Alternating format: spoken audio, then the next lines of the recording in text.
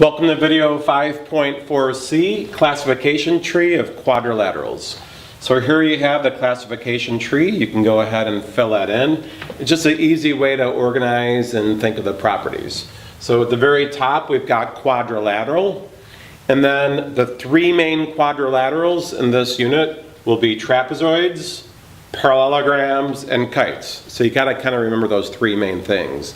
And then from each one of those, we have more branches. Obviously, an isosceles trapezoid stems from a trapezoid.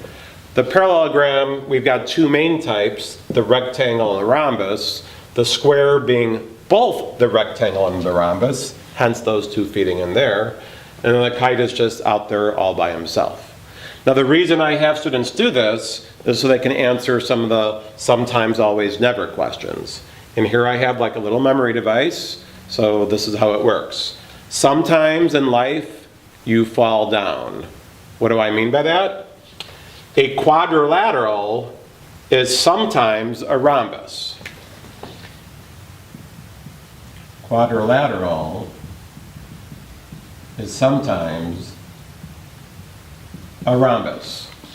I could say, okay, the next, you always want to get back up after you've fallen down. So I could say, a rhombus is always a quadrilateral, but I come up with a different example.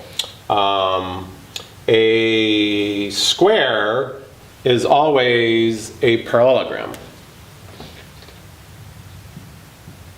Square is always a parallelogram.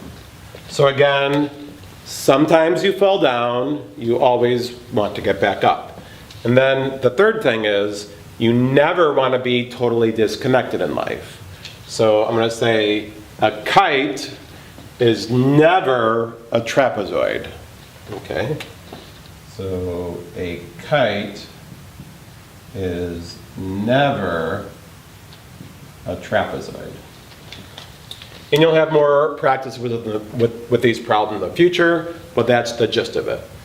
So there you go, how to make a classification tree of quadrilaterals and then use it for the sometimes, always, never problems.